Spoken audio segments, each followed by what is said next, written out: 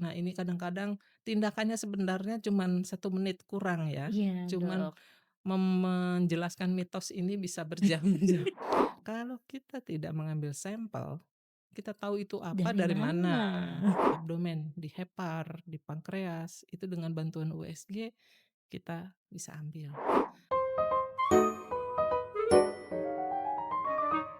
Assalamualaikum warahmatullahi wabarakatuh. Selamat bergabung kembali teman-teman Ikram Medical Podcast bersama saya Dr. Anita Asmara. Saat ini kita kedatangan tamu yang sangat istimewa. Bersama kita ada Dr. Brigita M. Dewayani, spesialis patologi anatomi, subspesialis patologi sistem reproduksi perempuan, plasenta dan payudara, konsultan, magister kesehatan. Selamat sore Dok, bagaimana kabarnya? Selamat sore, kabar baik. Alhamdulillah. Beliau adalah Wakil Kepala Instalasi Laboratorium Klinik Rumah Sakit Hasan Sadikin dan staf pengajar SP1 Patologi Anatomi FK Unpad. Pada kesempatan sore hari ini kita akan membahas satu materi yang juga sangat menarik, yaitu tentang peran pine needle biopsy aspiration dalam pemeriksaan medis modern modern ya Dok ya. Iya, Nah, Dok, sebelum kita masuk ke topik utama nih, boleh Dok diceritakan sedikit mengenai latar belakang atau ketertarikan Dokter Gita di bidang patologi anatomi? ini ya, terima kasih. Eee, Pertama kali timbul keinginan masuk patologi anatomi sebenarnya pada saat puskesmas. Oh, iya Dok. Kebetulan di puskesmas saya menjadi dokter kedua dan dokter kepala saya, dia, kalau kita kerja bareng, dia di depan saya memegang buku patologi anatomi. Saya tanya, Oh, "Ibu sedang apa?" Dia bilang, "Saya sedang belajar PA, saya mau masuk PA." Terus saya mikir, "PA sama kayak dokter Anita, apa itu iya PA?" Gitu ya. benar Dok. Tapi terus melihat dia belajar gitu, saya ikut baca kan, iya ya ini ilmu ini menarik ya. Terus saya dari situ setelah beliau berangkat sekolah, saya juga jadi berniat masuk patologi anatomi. Oh, jadi sesama rekan sejawat di PA Dok sekarang dengan beliau? Iya, Wah, tapi beliau di Masya Jakarta, kita di Allah, luar Bandung. biasa ya Dok ya. PTT berarti saat itu Dok? Iya, PTT. Iya Dok, bisa dijelaskan secara singkat Dok, apa yang dimaksud dengan pine needle aspiration biopsy atau FNAB dan bagaimana prosedur itu dilakukan Dok? Iya. FNAB sendiri atau fine needle aspiration biopsy kalau dalam bahasa Inggris dan bahasa Indonesia sudah diterjemahkan menjadi biopsi aspirasi jarum halus atau Oh, bajah. oke. Cuman memang tidak familiar ya, orang-orang lebih sering menyebutnya FNAB atau kalau, orang Bandung bilangnya PNAB. Aduh Badai di Dok, PNAB. oh itu pasien bilang seperti itu Dok? Iya, pasien Badai bilang di gitu. PNAB. Iya, itu prosedur itu sendiri sebenarnya adalah prosedur untuk diagnostik ya, Iya, untuk menegakkan suatu diagnosis dengan cara biopsi yang paling minimal invasinya, itulah FNAB. karena dengan jarum halus tadi ya Dok Jarumnya ya? halus sekali ya, jarum halus itu artinya jarum yang ukurannya kecil, gaussnya kecil, kan makin besar makin besar angka, maka diameternya makin kecil. Jadi kita pakai yang 27, 26, 25 Wah, gitu. baik Dok. Nah, apakah ada perbedaan dari FNAB ini dengan biopsi lainnya seperti core biopsy atau open biopsy Dok? Iya, karena dia menggunakan instrumen yang paling kecil, jadi lukanya juga ya setitik jarum itu saja, ya. Sedangkan kalau misalnya core biopsi itu menggunakan jarum yang lebih besar. Iya. Itu memakai 14 gauss, jadi diameternya cukup besar, lukanya juga cukup besar. Sedangkan kalau biopsi insisi atau biopsi eksisi, ya itu harus di kamar operasi, harus dianestesi, Total ya? total, kemudian menggunakan pisau mengambil jaringan. Sedangkan kalau ini, kita bisa memakai, anestesi lokal saja, atau tidak usah memakai anestesi kalau misalnya, lesinya benar-benar di permukaan, itu kita jarang juga memakai anestesi, tapi sekarang sudah dihimbau untuk memakai anestesi, supaya pasien nyaman. Lebih nyaman ya Dok ya. Mhm, Kemudian dalam kondisi seperti apa Dok FNAB ini menjadi pilihan utama? oke. Untuk pilihan utama saat ini adalah, yang pertama untuk kasus-kasus, nodul tiroid. Nodul tiroid. Jadi ada nodul di tiroid yang ukurannya lebih dari 1 senti dan dicurigai secara klinis radiologis ini suatu keganasan, makanya biasanya dikirim ke kami untuk dilakukan biopsi FNAB ini, gitu. Oke, baik. Kemudian apakah FNAB ini berperan dalam diagnosis awal penyakit neoplastik dibandingkan dengan metode lain, Dok? Iya, secara umum iya, betul betul. Oke, apakah FNAB ini juga memiliki peran dalam kasus non-neoplastik, Dok, seperti infeksi, granulomatosa atau peradangan kronis, Dok? Iya, itu juga. Jadi, dengan tindakan FNAB ini diharapkan angka untuk pasien menjalani pembedahan berkurang. Jadi untuk hal-hal misalnya hanya suatu inflamasi atau infeksi yang bisa mendapatkan terapi misalnya antibiotik, tentu tidak perlu operasi. Nah, itu akan sangat menguntungkan dengan tindakan FNAB ini, gitu. Masya Allah. Kemudian bagaimana prosedur dilakukannya FNAB ini, Dok? Boleh mungkin digambarkan? Tidak ada di layar ya? Nggak apa-apa, nanti saya coba gambarkan. Jadi misalnya, selain tiroid ya, tadi saya udah katakan tiroid, Iya, kemungkinan juga, kelenjar getah bening. Misalnya anak-anak dengan benjolan di leher, dengan kecurigaan TB ya, itu bisa dikirim ke kami juga, atau wanita dengan benjolan di payudara yang masih mencurigakan, apakah ini suatu mastitis, peradangan, atau ini suatu tumor. Nah, itu biasanya dikirim ke kami dulu. Nah, metodenya kita ambil yang mana ya? Yang boleh dok, payudara aja deh, payudara yang boleh. lebih mudah ininya, apa nih, Iya, menggambarkannya. Jadi, pada lesi-lesi payudara biasanya kita harus mempunyai gambaran USG dulu, supaya bisa tepat sasaran. iya dok. Kemudian pada saat pelaksanaan setelah kita lihat, USG kita periksa pasiennya, bagaimana kondisi, benjolannya. Apakah memungkinkan kita lakukan saat itu atau tidak. Bila bisa kita lakukan, pasien dibaringkan, kemudian kita bersihkan area yang akan kita tusuk, kemudian kita, kasih anestesi lokal, setelah baal, baru kita pilih jarumnya, ya. Iya, Jarumnya itu biasa yang kita umum pakai itu yang 25 Gauss, kemudian dipasangkan pada speed 10 cc, gunanya speed ini untuk aspirasinya, untuk menyedot mmm, supaya lebih iya kuat betul, sedotannya. Nah, kemudian kita fiksasi si benjolannya, fiksasi itu maksudnya kita pegang kuat pegang, gini supaya nggak lari-lari ke mana-mana, iya dok. nanti jarumnya nggak bisa masuk ke situ. Lalu setelah kita fiksasi, jarum yang kecil itu tadi kita masukkan di bagian tengah benjolannya. Beberapa Oke. kali tusukan, kemudian kita aspirasi.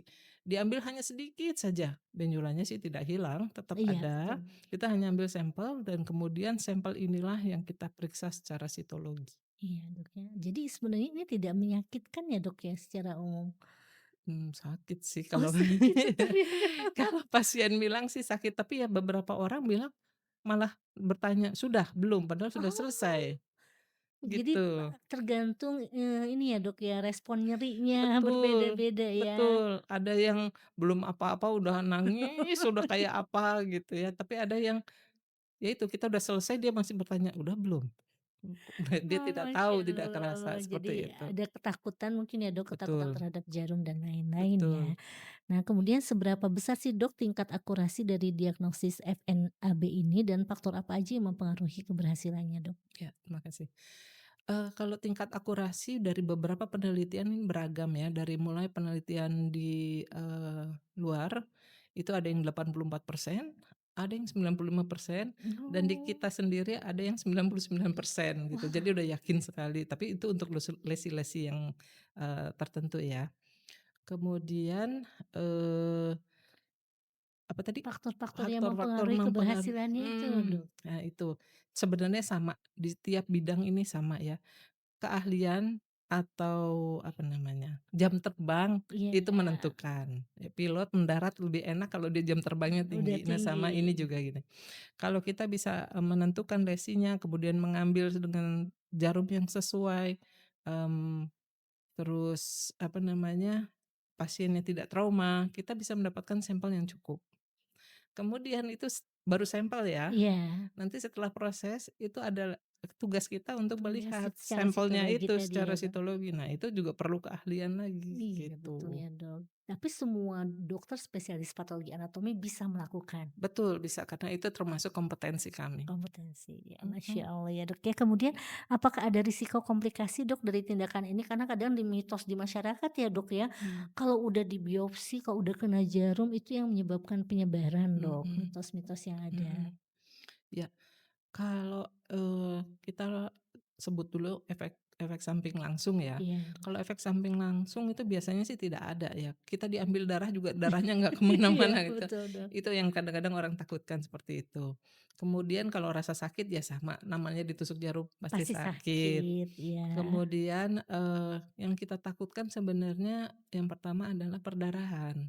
Mmm, Makanya biasanya kalau pada pasien yang sudah tua, kita biasanya tanya, "Minum obat apa yang oh rutin?" oke. Kalau minum pengencer darah, kita suruh hentikan dulu. Atau dia misalnya mempunyai penyakit, ITP ya, Iya betul ya Dok. itu kita musti hati-hati, betul.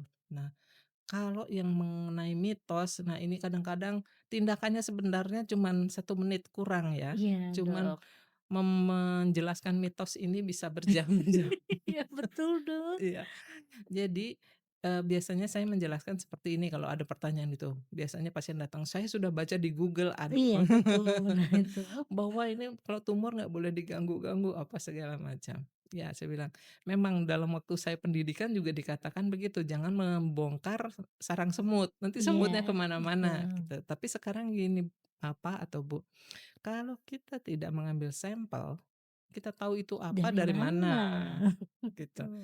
Kalau kita ambil, lalu kita periksa, kita tahu ini adalah apa, kita bisa menentukan terapinya. Kita bisa, apa namanya, kalau sekarang tailor terapi ya, jadi sesuai dengan pasien ini kita akan berikan terapinya apa, itu sudah bisa ditentukan. Betul Dok. Begitu kita keluar diagnosa, terapinya langsung berjalan, sehingga yang ditakutkan penyebaran bisa dihindari. Sekarang kita nggak lakukan tindakan karena kita takut. Apakah dia akan menyebar? Akan Akan menyebar menyebar. juga, betul Jadi Dok. kita ambil pilihan yang lebih baik gitu. Jadi ada edukasi juga ya Dok ya Banyak terhadap edukasinya. Apalagi kalau datang, iya? belum duduk pasiennya sudah tanya, "Sakit nggak Dok?" Aduh, baru Wah, juga dateng ya? belum duduk itu. Jadi itu biasanya panjang dulu sebelum ke tindakan. Masya Allah, dan itu menenangkan ya Dok ya, biasanya Ya, penjelasan dokter itu memberikan ketenangan pasien untuk lebih betul berani ya Dok ya? betul. Oke Dok, nah kadang hasil FNAB ini dinyatakan non diagnostik Dok, Mhm, bagaimana dokter patologi anatomi menyikapi hal ini dan apa langkah selanjutnya? ya. Dari kami sendiri, kalau kami yang melakukan, biasanya kalau kami ragu-ragu, kami ada pemeriksaan cepat namanya, DIFQIK. Oke. Jadi begitu kita ambil langsung kita kasih, kita proses, langsung kita lihat di bawah mikroskop, kita udah dapat belum? Kalau memang sudah dapat, sudah, nggak ada Sudah? masalah. Jadi keadaan tidak, apa tadi, inkonklusif ya kalau Iya kita sebutnya, betul. itu bisa dihindari. Tetapi, tindakan FNAB ini tidak hanya dilakukan oleh dokter patologi, Mmm, juga dilakukan oleh dokter penyakit dalam dan beberapa teman dari bedah. Nah, kadang-kadang pada saat tindakan tidak ditemukan. Sebenarnya itu nggak oh, masalah, itu bisa kita ulang lagi. bisa diulang lagi ya Diulang Dok. lagi saja. Jadi dokter penyakit dalam pun memiliki kompetensi untuk Iya melakukan pemeriksaan FNAB iya, ini dan juga memeriksa secara sitologinya Dok? kalau pemeriksaannya nggak, tetap Tetap dikirim ke diberikan kami. kepada Iya, dokter patologi anatomi. Oke, gitu. Dok. Nah, kemudian dalam konteks medis modern nih, Dok, bagaimana posisi FNAB ini dibandingkan dengan modalitas diagnosis lain ya, seperti imaging atau molecular test, Dok? Oke.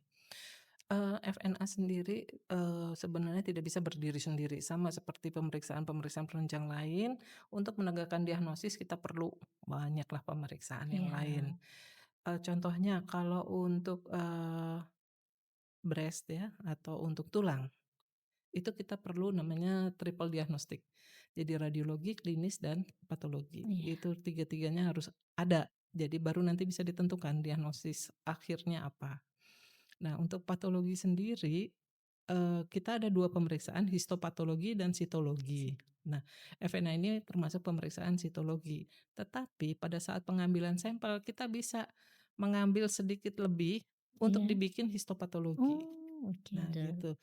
Tapi ada teknik tersendiri. Nah, pemeriksaan tambahan histopatologi ini bisa kita teruskan pemeriksaan molekuler. Jadi, sebenarnya ada keuntungan juga dengan FNAB ini, kita tidak usah menunggu pasien giliran masuk ke OK, dengan Iya. FNA ini kita bisa dapat. Cuman memang terbatas ya pemeriksaan molekulernya, tidak semuanya bisa dilakukan, Oke, gitu. baik Dok. Kemudian apakah saat ini FNAB juga dapat dikombinasikan dengan pemeriksaan imunositokimia atau molekuler? Tadi ya udah disampaikan ya Dok ya, Udah, untuk meningkatkan ketepatan diagnosis ternyata bisa ya Dok bisa ya? bisa.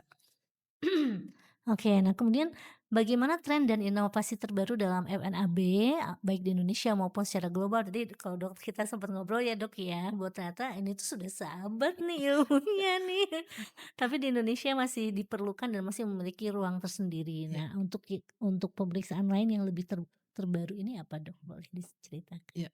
Sebenarnya juga tidak terbaru juga Juga ya.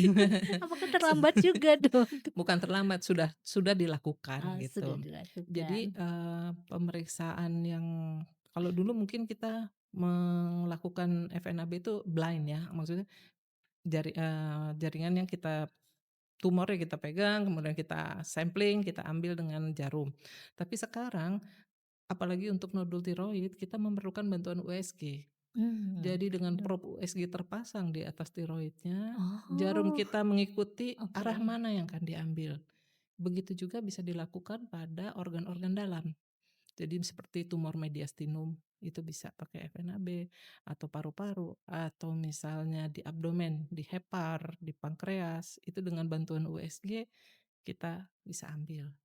Atau dengan CT scan. Jadi Mmm. pasien di area CT scan, kita FNAB juga bisa dengan bantuan, nanti dia masuk ke dalam CT scan-nya, dikasih marker, keluar lagi kita ambil di situ, seperti itu. Jadi ada kemajuan teknologi ya, Dok, ya, Iya. semakin tahun gitu. Nah, apakah ada pemeriksaan lain, Dok? Apa ya, teknik pemeriksaan terbaru mungkin, Dok, yang ada di RSAS sendiri, Dok, selain FNAB ini? Oh, kalau, dari kami FNAB itu, pemeriksaannya ya selain sitologi tadi bisa kita kembangkan dengan histopatologi, nah itu kita bisa periksa imunohistokimia atau genetik molekuler itu bisa. Nah untuk pemeriksaan-pemeriksaan lain di RSHS yang, baru ini adalah pemeriksaan imunohistokimia dengan marker-marker yang paling baru. Oh, Itu iya. kita sudah ada, memang sih, masih jarang penggunaannya tapi kita sudah siapkan. Wah, Jadi, masya Allah.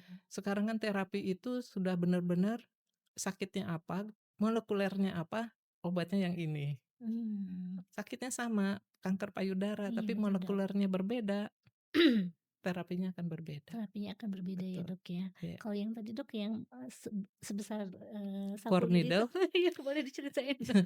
Ya, itu salah satu alternatif lain adalah core needle biopsy, itu menggunakan jarum, tapi jarumnya jauh lebih besar ya, sebesar sapu lidi yang 14G itu. Nah, Iya, Dok. itu biasanya dilakukan di, kamar operasi juga sih, tapi tidak memerlukan anestesi umum, dia hanya anestesi lokal, menggunakan jarum, dia bentuknya seperti pistol gitu, kan. Oh. Jadi jarumnya masuk ke dalam, tumornya, kemudian cetek gitu diambil, gitu, Oh, diciwit, dicium. diambil. Kalau si FNAB itu kita dapatnya sel-sel, jadi Iya sitologi, betul, sedangkan kalau core itu jaringan? jaringan, itu Oke. histopatologi. Nah, kalau dari core biopsi itu banyak sekali pemeriksaan yang bisa Ah, dilakukan. apa saja Dok, boleh diceritakan? Imunohistokimia kalau untuk payudara itu panel breast ya, meriksa hormonal, meriksa kemampuan dia untuk metastasis, kemudian progresivitas, kemudian kalau untuk, core lagi itu biasanya untuk tulang juga. Nah, itu sekarang dulu kita masih sering mendapatkan FNAB untuk tulang, tapi sekarang dari bagian ortopedi dia sudah menggunakan core needle biopsy. Jadi jaringannya cukup besarlah. Oh cukup Sebenarnya memang untuk kita dapat jaringan lebih mudah daripada melihat sel iya betul satu-satu. ya Dok ya, Iya. Masya Allah. Dan apakah pemeriksaan FNAB ini sudah ada di seluruh fasilitas kesehatan di Indonesia Dok, ataukah hanya di rumah sakit yang besar? Sudah, di mana ada dokter spesialis patologi, maka pelayanan FNAB sudah bisa dilakukan. Ah, Masya Allah. Dan apa yang bisa dilakukan oleh tenaga kesehatan di lini primer nih Dok, agar bisa mengoptimalkan rujukan atau pengambilan sampel FNAB ini Dok? Kemarin saya baru melakukan pelatihan workshop untuk FNAB, Iya Dok. dan saya dapat informasi bahwa itu sudah menjadi kompetensi dokter umum sekarang. Oh saat ini Jadi ya Dok kemarin ya? waktu saya pelatihan, ada dokter umum 2 apa 3 orang gitu. Jadi ya kita bersyukur sekali bahwa kemampuan ini sudah bisa disebarkan ke semua tenaga kesehatan ini, Oh, jadi itu gitu. menjadi salah satu kompetensi untuk dokter umum juga, Iya, Dok? Dan itu sekali. dilakukan di layanan, primer di fasilitas kesehatan pertama seperti itu, Dok? Iya, boleh. Di praktek, di Oh, PPK 1 boleh. Bisa dong, Bisa, tapi nanti baru sampelnya untuk nanti sampelnya dikirim. dikirim untuk Iya, pemeriksaan sitologinya. Wah, menarik betul. banget, Dok. Daripada Aduh. pasiennya dikirim ya, Iya, betul betul gitu. betul. Tapi itu butuh pelatihan khusus Iya, ya, Dok, ya? latihan dulu. Oke. Nah, kemudian nih, Dok, apakah yang bisa ini ya, bagaimana meningkatkan awareness di kalangan dokter umum nih, Dok, seperti Nita dan masyarakat tentang pentingnya FNAB ini sebagai metode diagnostik yang minimal invasif? Nah, itu memang agak sulit ya karena kita dokter patologi itu biasanya di balik layar. Betul, Orang-orang Dok. nggak kenal sama kita. Kalau nanya, "Dokter apa? Spesialis ya?" "Iya." "Spesialis apa? Patologi." "Apa itu?" Waduh panjang itu ya. Iya, betul, Dok. Nah, mungkin, untuk perkenalan kita bisa masuk di S1 dulu ya. Itu Iya. bener-bener nanti, dokter-dokter patologi yang bekerja untuk mengajar mahasiswa S1 itu benar-benar kita titipkan untuk mengajarkan bahwa ini ada ini loh, ada pemeriksaan bisa Iya, dilakukan betul. gitu. Nah kalau itu sudah bisa disosialisasikan, itu mungkin bisa berkembang. Jadi bisa kompetensi itu juga Iya, diperkenalkan di S1 ya, Dok, S1 ya? iya. Kalau dulu kan kita masih zaman melihat preparat aja ya, Iya Dok, sih. betul, betul. Oke, Dok. Aduh, luar biasa nih, ini ilmu baru tapi menarik banget, Dok. Aduh, masih bisa sekolah nggak, Dok, ya saya? Masih. Umur berapa? Udah Masih bisa. senior, Dok. Belum kepala 5 kan? Belum, kan? Oh, kalau untuk spesialisasi patologi anatomi itu maksimal berapa, Dok? Sama sih, sama itu. Sama kan ya? Baik, Dok. Nah, untuk sebagai closing statement mungkin ya, Dok, apa Ya, pesan dokter untuk sejawat tenaga kesehatan agar lebih optimal dalam memanfaatkan hasil FNAB ini untuk penata laksanaan pasien, Dok? oke. Jadi apabila kita menerima, pasien-pasien yang pertama mungkin takut untuk pembedahan, kemudian tidak memungkinkan untuk pembedahan, kita bisa memikirkan bahwa ada metode biopsi lain yaitu biopsi FNAB yang menggunakan jarum kecil sehingga minimal lukanya dan mengurangi ketakutan pada pasien sehingga dapatlah kita diagnosis yang maksimal. Dan perlu ada komunikasi juga yang baik ya mungkin ya Iya, untuk edukasi pasien ya, Dok, betul ya, untuk betul mengurangi ketakutan. betul. Nah, kemudian, Dok, untuk, dokter patologi anatomi sendiri apakah di Indonesia ini sudah mencukupi, Dok? Sebenarnya kalau hitung perbandingannya kita baru ada sekitar ya tahun ini mungkin 1.000 Mmm. orang untuk 300 juta ya, Wah, masih kurang ya, Dok, masih ya? kurang dan itu terkonsentrasi pada di kota-kota ya. Di kota-kota besar Iya ya, Dok, iya, ya? karena memang kalau mau dikirim ke daerah Iya, betul. belum ada lab-nya Lainnya juga, betul, lab Dok. lab-nya belum ada dia mau kerja apa nanti di Betul, situ. Dok. Boleh, Dok, mungkin memberikan motivasi nih untuk para dokter muda, ayo ambil PA, apa yang mungkin bagi dokter yang menarik dan menjadi hikmah tersendiri berada di bidang patologi anatomi ini, Dok? Biasanya sih, saya ada dua dua motivasi yang saya berikan. Iya. Yang pertama adalah, kita itu adalah dokternya dokter, Oh, masya ya kan. Allah. Iya, Pasien betul, kita tuh Dok. sebenarnya dokter, karena dia memerlukan, jasa kita tuh dokter. Dia bertanya, apa yang kita bedah itu apa? Oh, Mereka iya, minta betul betul, Dok. diagnosanya. Iya. Jadi, sebenarnya kita tuh lebih, apa namanya, lebih enak karena kita bisa berdiskusi dengan teman-teman sejawat itu. Jadi, kalau pasien langsung dengan pasien kan bertanya-tanya, dia nggak bisa jawab. Kalau Iya, itu dengan betul. diskusi ilmiah itu jadi lebih enak ya, Betul, Dok. itu yang pertama. Kedua, jadi patolog itu, ini kalau misalnya anak-anak muda sekarang kan Betul. hitungannya uang ya. Iya, Dok, Terus saya betul. bilang gini, "Kalau kamu menjadi dokter patolog sekarang masih baru ada 1.000, kita Iya, punya tiga 100 ratus juta juta di bonus Indonesia. demografi itu dia Betul, dihitung saja." kebutuhannya ya. Seperti itu. Jadi, selain ilmunya menarik, pasiennya juga dokter, jadi kita bisa diskusi, bisa mendapatkan hasil optimal buat pasiennya, ya kita juga dapat uang lah gitu, jangan usah takut gitu. Aduh, anak Gen Z banget Iya ya, Gen Dok, Z, ya ya itu kita cuannya. musti masuk ke mana gitu, diajarin ini kan agak susah ya, ah kasih lewat uang gimana coba. Tapi sebenarnya betul-betul itu bidang yang pengabdian terhadap masyarakat itu luar biasa ya, Dok, ya. Dengan tegaknya diagnosis bisa memberikan terapi Betul dan tata laksana yang tepat ya, Dok, betul. ya. Ayo teman-teman yang masih muda nih, ayo. Baik dokter Gita ini, aduh sampai bergetar. Baik dokter Gita, ini sangat menarik sekali percakapan kita pada sore hari ini. Terima kasih banyak, Dok, atas Sama-sama. inspirasinya dan mudah-mudahan juga, mmm banyak dokter muda juga yang tertarik untuk mengambil patologi anatomi ya, meskipun di balik layar, namun pahala dan insya Allah di sisi Allah juga sangat luar Amin biasa. amin. Baik sahabat Ikra Medical Podcast, terima kasih atas perhatiannya. Terima kasih juga Dokter Gita, sehat-sehat Sama-sama. selalu. Amin, sama-sama. Wabillahi taufiq wal hidayah. Wassalamualaikum warahmatullahi wabarakatuh.